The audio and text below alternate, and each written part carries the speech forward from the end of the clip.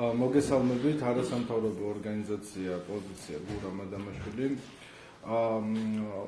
დღევანდელი ბრიფინგის თემა ეს არის სკანდალური დოკუმენტები, რომლებიც CSKO-ს ფარულ გარიგებებს ასახავს.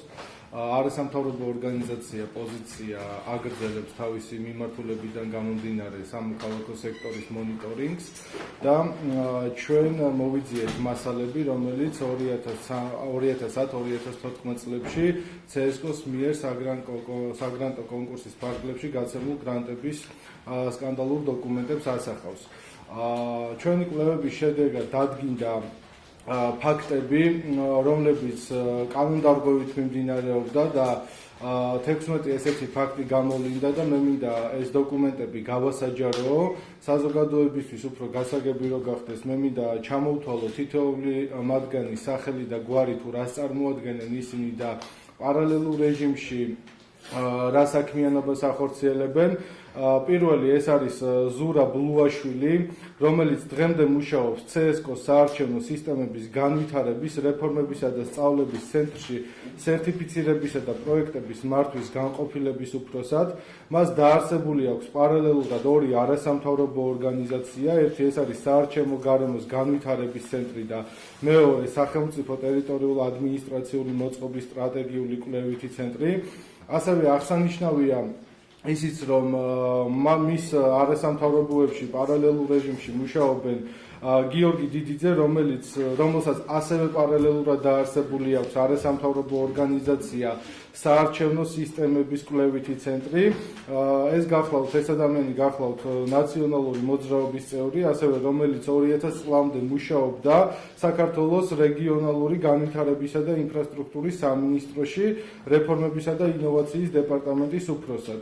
იყო ასევე კომისიის მდივანი, CSKO-ს საარჩევნო სისტემების განვითარების, რეფორმებისა და სწავლების ტრენერი, ასევე მეორე ადამიანი ეს გახლავთ სერგო გვეხიძე, რომელიც პარალელურად მუშაობს რეგიონალური განვითარების სამინისტროში და ლუაშვილის ორგანიზაციას 2012 წელს გრანტის სახით მიღებული აქვს 427,000 ლარი. მე თან მაქვს დოკუმენტაცია, რომელსაც შემდგომში შეგიძლია თითოეული თქვენთაგანი გაეცნოთ და გადმოგცეთ ჟურნალისტებს. შემდეგი ადამიანი გახლავთ ირაკლი ებანოიძე, ყოფილი ნაციონალური მოძრაობის წევრი, ზურა ბლუაშვილის ორგანიზაციაში არის პროექტების მონაწილე, რომელსაც პარალელურად კიდევ ცალკე ორგანიზაცია აქვს შექმნილი. დაარსებული აქვს ორგანიზაცია მომავლის არჩევანი, რომელსაც 2014 წელს პროექტის სახით მიღებული აქვს 61,750 ლარი.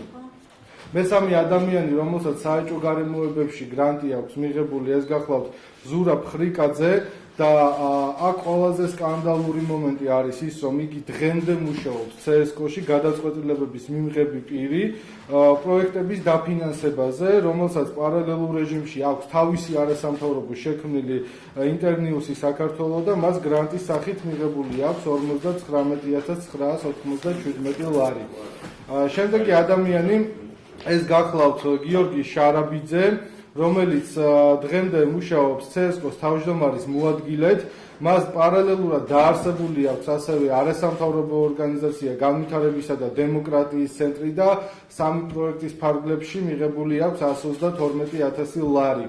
შემდეგი ადამიანი ეს გახლავთ ანა დიახ, ჩამონათვალი ძალიან შორს მიყვანს, ასე ვთქვათ. სინქრონულად რომ გითხრათ, ანუ ზუსტად გადარღვევა არის რა მოხდა და ჩამონათვალს უკვე საბუთები. კი ბატონო, მაშინ ესე ვქნა. საიდან მოიპოვეთ? ეს არის საჯარო ინფორმაცია. ნებისმიერ არასამთავრობო ორგანიზაცია შეუძლია გამოითხოვოს CSKO-ს მიერ დაფინანსებული არასამთავრობო ორგანიზაციები. ჩვენმა არასამთავრობო ორგანიზაცია მოიძია ეს დოკუმენტები და ნათლად ჩანს შეუიარაღებელი თვალითაც კი თუ ვიზია არის გაცემული გრანტები. აქ ფიგურირებენ ასევე თია თუთფერიძე, გიგა ნასარიძე, შვაგი ჩოხელი და ასე შემდეგ, ყოფილი ნაციონალური მოძრაობის წევრები.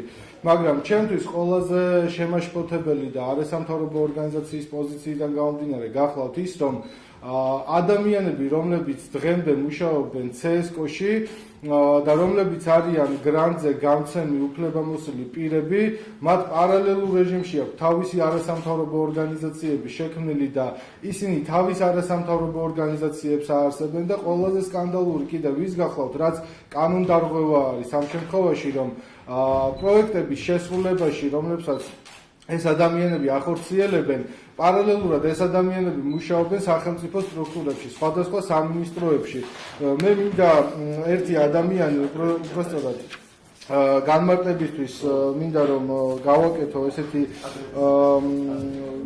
ხაზგასმა, მაგალითად ნანა ბღარაშვილი, ყოფილი ნაციონალური მოძრაობის წევრი, რომელიც იყო სააკაშვილის კანდიდატი CSKO-ს წევრობის თანამდებობაზე, იგი დღემდე მუშაობს საქართველოს საჯელახსრულების პრობაციისა და იურიდიული დახმარების საკითხთა სამინისტროში ადმინისტრაციული დეპარტამენტის უფროსად. ასევე არიან ძალიან ბევრი ადამიანები, იგივე თამარ კინწურაშვილი, რომელიც ყოფილი ნაციონალური მოძრაობის წევრია და გახსოვთ ალბათ ეს იყო საზოგადოებრივი მაუწყებლის ყოფილი დირექტორი, რომელიც ლევან თარხინიშვილმა წარადგინა. ასევე გახლავთ გიგა ბოკერიას, ანუ უშიშროების საბჭოს მდივნის მოადგილე და მისი გამგეობის წევრი ხათუნა კვესელავა პარალელურად მუშაობს საქართველოს საგარეო საქმეთა სამინისტროში. მე კიდევ ერთი ინფორმაცია მინდა უბრალოდ გავაჟღერო ამ დოკუმენტების საფუძველზე. ერთ-ერთი ესეთი ადამიანი, რომელმაც მიიღო CSKO-სგან დაფინანსება და ვფიქრობ, რომ ყველაზე საგანგაშო მომენტია, ის გახლავთ ბესიკ დონაძე. იგი იყო ისნის რაიონის გამგებლის ყოფილი მოადგილე, რაც ინტერესთა კონფლიქტი იკვეთება ამ შემთხვევაში. მას დაარსებული აქვს ორგანიზაცია დემოკრატიისა და სამართლებრივი განვითარების საზოგადოება და მე მინდა ყურადღება გავამახვილო მისი გამგეობის წევრებზე. ეს არის ლაშა მელაძე, რომელიც 2014 წლამდე იყო საბურთალოს რაიონის გამგეობაში სოციალურ საკითხთა განყოფილების უფროსი. დავით ჯინჯოლავა, ასევე ეს გახლავთ ადამიანი, რომელიც მუშაობს პარლამენტში საპროცედურო კომიტეტის მთავარ სპეციალისტად. ზურაბ ლუაშვილი, იგივე CSKO სერტიფიცირებისა და პროექტების მართვის განყოფილების უფროსი. ნანა ბღარაშვილი, საჯელახსრულების სამინისტროს ადმინისტრაციის უფროსი და მათ აქვს 60,000 ლარამდე გრანტის სახით მიღებული. მე ვფიქრობ, რომ ეს შედეგი და ეს მონაცემი, დიახ, კანონსაწინააღმდეგოს გეტყვით რაც არის. კანონსაწინააღმდეგო არის პირველ რიგში არ შეიძლება ადამიანი, რომელიც მუშაობს არასამთავრობო ორგანიზაციაში, იგი პარალელურად მუშაობდა სახელმწიფო სტრუქტურაში, ეს ერთი კანონდარღვევის ფაქტია, რაც ინტერესთა კონფლიქტი იკვეთება ამ შემთხვევაში.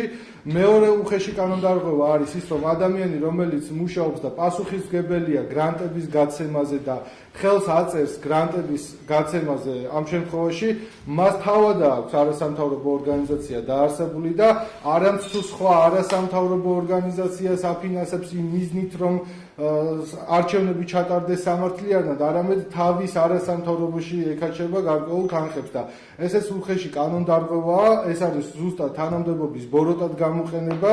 ამ შემთხვევაში მე მინდა ხაზგასმით აუცილებლად მიმართო სამართალდამცავ უწყებებს, რომ გაითვალისწინონ აღნიშნული ფაქტი, გაითვალისწინონ არსებული დოკუმენტაციები.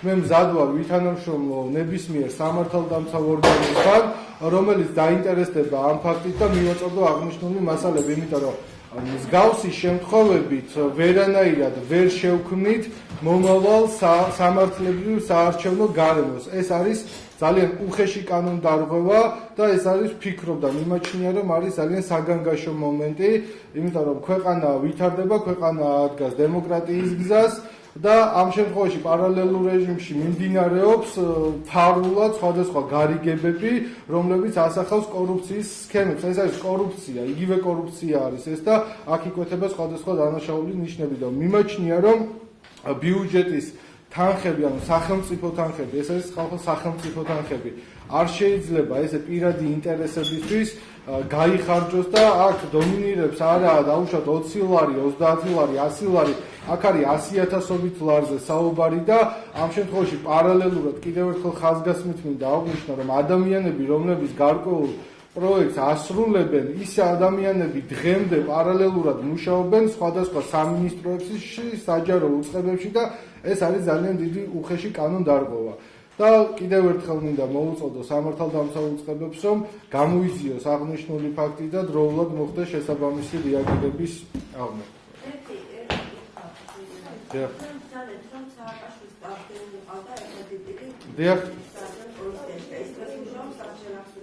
დიახ, ეს გახლავთ ნანა ბღარაშვილი. დიახ. არა, კანონდარღვევა, გეტყვით რაც არის. კანონდარღვევა ამ შემთხვევაში არის, რომ ის რომ სააკაშვილმა წარადგინა კონკრეტულად CSKO-ს კანდიდატურაზე, ეს ერთი მომენტია, მაგრამ ეს ერთი მომენტია და ის პარტიული ნიშნით, რომ დღემდე 2014 წელს CSKO აფინანსებს ნაციონალური მოძრაობის არასამთავრობო ორგანიზაციებს, ეგ კიდევ ერთი ცალკე საკითხია, მაგრამ ეს ადამიანი კონკრეტულად, რომელზეც თქვენ კითხვა დამისვით ამ წუთას, დღემდე მუშაობს სასჯელ ახსნილების სამინისტროში საკმაოდ მაღალ თანამდებობაზე და კიდევ ერთხელ ხაზგასმით მინდა აღვნიშნო, რომ ეს არის კანონის უხეში დარღვევა, ინტერესთა კონფლიქტი, როდესაც ადამიანი მუშაობს არასამთავრობო ორგანიზაციაში გარკვეული პროექტის მიმართულებით და პარალელურად მუშაობს სახელმწიფო სტრუქტურაში და იგი მას დეკლარაციები აქვს, აქ მე მაქვს დოკუმენტები. ეს გახლავთ გეტყვიეთ ეხლავე სამოქალაქო ინიციატივა სამართლებრივი არჩევნები. ესეთი არასამთავრობოა კონკრეტულად ნანა ბღარაშვილს, რომელიც სააკაშვილმა წარადგინა CSKO-ს კანდიდატურაზე და პარალელურ რეჟიმში კი, რა თქმა უნდა, მას მიღებული აქვს 70,000 ლარი. 70,000 ლარი აქვს CSKO-დან მიღებული პროექტის განხორციელების მიზნისთვის. და ეს ადამიანი პარალელურად მუშაობს სასჯელ ახსნილების დეპარტამენტში გარკვეულ თანამდებობაზე.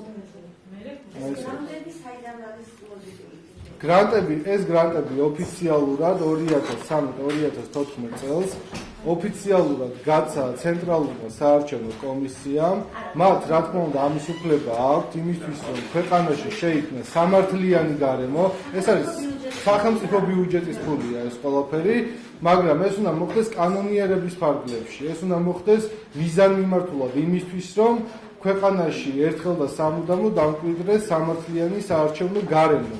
და ეს ადამიანები პარალელურ რეჟიმში თავიანთ არასამთავრობოებს აფინანსებენ, ეს ერთი. მეორე პარალელურად მუშაობენ სხვადასხვა სამინისტროებში და ძალიან უხეში კანონდარღვევაა. ასევე არიან პარტიული ორგანიზაციები. მე ხა წერად უბრალოდ აღარ ჩამოვთვალე, აქ ფიგურირებენ ფია თუთბერიძე, გიგა ნასარიძე, შვაგი ჩოხელი, რომელიც იყო კმარას წევრი და ანუ აი ამ პიროვნებებზე გაცემს გრანტებს CSKO და ხელისუფლება თუ გონს არ მოაგება და შესაბამის რეაგირება სამართალდამცავი უწყებები არ განახორციელებენ, ამ შემთხვევაში ძალიან სავალალო შედეგებამდე მივალთ და ეს ძალიან დიდი პრობლემაა დღევანდელ დღეს, იმიტომ რომ მომავალ წელს გვაქვს ძალიან დიდი საარჩევნო გარემო, ანუ 2016 წელს რა თქმა უნდა ტარდება არჩევნები და თუ ეს სიტუაცია არ დაალაგდა, მე ეჭვმიჩნდება, რომ მომავალ წელს ვერ ჩატარდება ვერანაირად სამართლებრივ ფორმებში არჩევნები.